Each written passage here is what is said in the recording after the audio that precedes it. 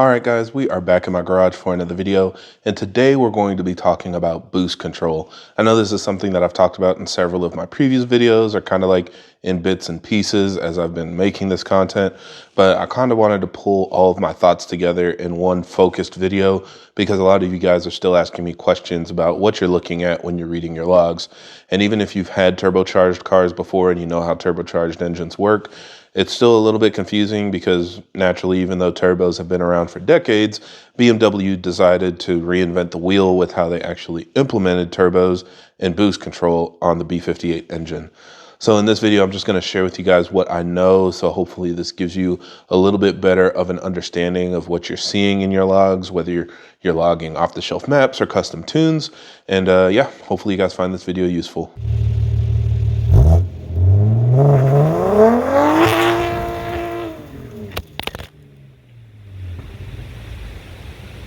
Now, as always, for everybody that's new to the channel, I create these videos to help keep you updated on the latest developments in our community, as well as discuss technical topics so that we have a better understanding of how our engines work. So if you're interested in more videos like that, be sure to subscribe because there will be a lot more coming out in the future. The first thing that I want you guys to understand is that boost control is something that is very detailed, but also extremely variable. Your boost levels are going to vary depending on your conditions, your supporting mods, your turbos. There are just so many different recipes for how you can dial in your boost control that there is no one size fits all kind of setup for everybody.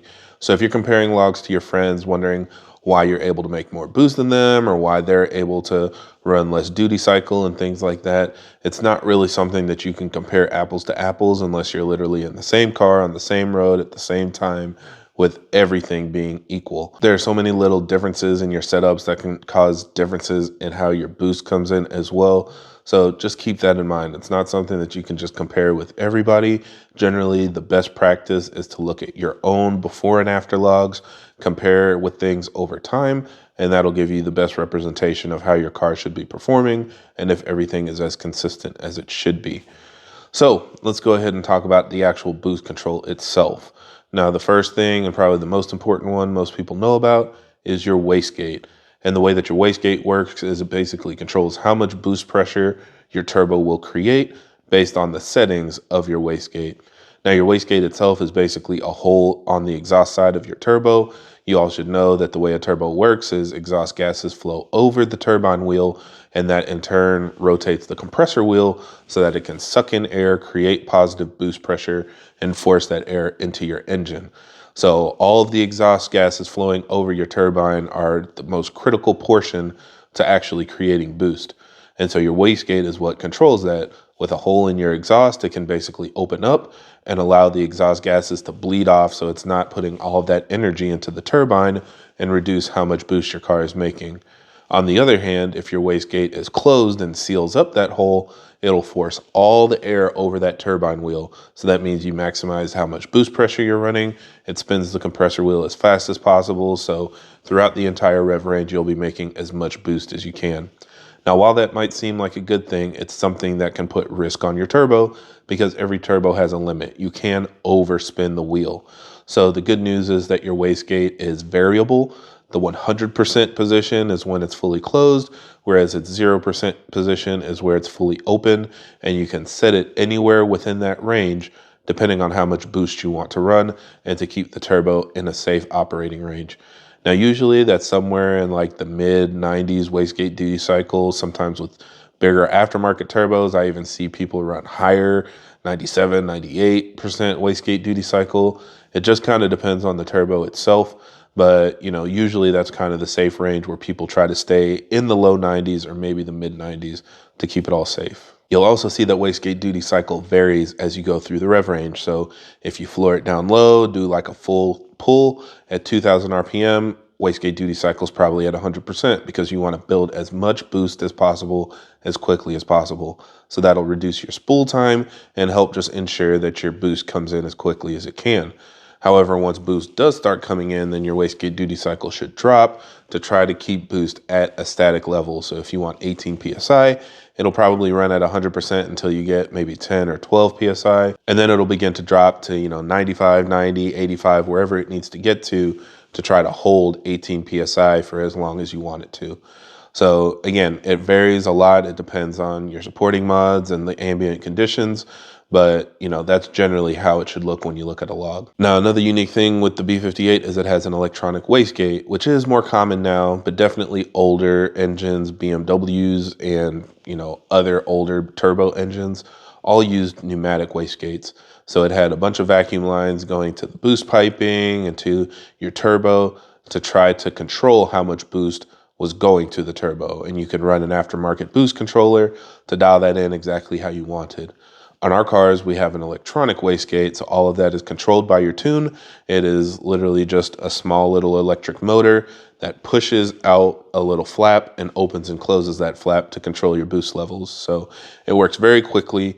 It has a lot of controls in place to make sure it's monitoring how far the wastegate is opening and making sure that it's hitting the exact targets that you're looking for. It'll even throw codes if there are issues with it, if it's getting stuck, not hitting the targets and stuff. So it works really well when it works, but of course, with electronic things, it can be a little bit confusing if you have issues. But because it's electronic, it's not something that you can adjust. So I've had a lot of people say, my wastegate duty cycle is high. Do I need to calibrate my wastegate? Or, how do I know if this is a boost leak or just a wastegate issue?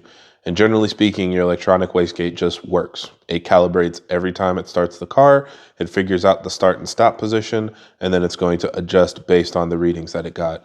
So nothing that you can manipulate in the electronic wastegate will change your wastegate duty cycle needed to hit a certain amount of boost. Another cool thing is if you have an aftermarket turbo, so a lot of upgraded turbo setups use aftermarket wastegates, and those typically are pneumatic. Sometimes you'll even have two of them if you have a twin scroll turbo setup, and all of that can be controlled by your tune as well. You just need to use a boost controller. The most popular one is a Motive Reflex that allows you to completely scale and dial in your boost throughout the entire rev range. It'll change boost based on ethanol content, temperature, any settings, safeties that you put into your reflex will come into play to make sure that your boost is as safe as possible and make sure that it cuts boost if you need the car to go into limp. So again, a lot of different ways to make that work, but the stock factory turbo uses an electronic wastegate that's controlled by the DME. Now, the next thing a lot of people ask me about are the diverter valves and blow-off valves and kind of, do you need to upgrade them? When do they break? When do they fail? And things like that. Now, really, this comes down to how a diverter valve or blow-off valve works, because the reason why they're needed is sometimes you don't want boost pressure in the boost pipes. So, for example, if you come off throttle, all of that excess boost pressure is going to basically build up inside of your charge pipes and the throttle closes and you have nowhere for it to go. Or if you're going through a shift, so if the car is shifting automatically, you need a way to cut boost so that the car can pull power and complete the shift safely without causing slip or excess torque and things like that. So that's why you would have a blow-off valve or a diverter valve, because that bleeds off the excess boost pressure in your charge piping so that you can, have a safe condition for whatever the car is going to do next. However, on the B58, we don't have to do that because everything flows through the cylinder head by opening up the Vanos system, so the intake and exhaust valves are wide open. All the excess air travels through the intake manifold, through the cylinder head, and out the exhaust. You still hear kind of like the flutters and the sensation of having a diverter valve sometimes, and that's usually what you hear if you're running an aftermarket intake. And when you come off throttle after hitting full boost, you kind of hear it like chirp a little bit, and a lot of people think that's the blow-off valve or diverter valve, when really it's just the car managing the airflow and pushing that excess air through the cylinder head. So there's no diverter valve to upgrade. There's no blow-off valve to upgrade. I have made a video in the past talking about some aftermarket options that are available for people that want to add a blow-off valve, but generally speaking, it's not needed. Now, this is different than the wastegate because it doesn't have like a variable control to it. It's either open or closed. So if it's open, air escapes. If it's closed, it's sealing in air. So again, thankfully, we don't have to worry about that on the Gen 1 and Gen 2. But something that I noticed is on the Gen 3, they brought the diverter valve back. So you'll see it has the electronic wastegate as well as a diverter valve mounted directly on the turbo. Now, my understanding is this had to come back because of the cylinder deactivation emission stuff that we've talked about in the past. Again, it's not really cylinder deactivation, but it does lock the exhaust valves. And if the exhaust valves are closed, there's nowhere for the air to flow through the cylinder head. So in my understanding is basically if you're running in that range where it's below 4,000 RPM and low load and blah, blah, blah, where they close the exhaust valves for efficiency for the hybrid system, they're going to need that diverter valve to bleed off the air. So that's why it came back. They added the emission stuff in the cylinder head, so they had to bring the diverter valve back in order to have, the option to bleed off excess boost pressure. Now, the last thing I want to talk about is the throttle angle, and this is something that we've been chasing even since the JB4 days, because a lot of you have heard throttle closures, it's this big issue. And so let's talk about that real quick. First thing to understand is BMW does not use the throttle like most typical engines. We have a Valvetronic system that has 100% variable valve lift. And by changing the valve lift, we control how quickly the car can accelerate. So instead of opening up a throttle valve, you're opening up your valves and basically opening them up more. So more air gets into the engine, which creates more power and torque, which gives you the acceleration you're looking for. Again, I have a whole video on Valvetronic, so I won't dig into that too much in this video, but suffice it to say that the throttle valve itself is just kind of a backup.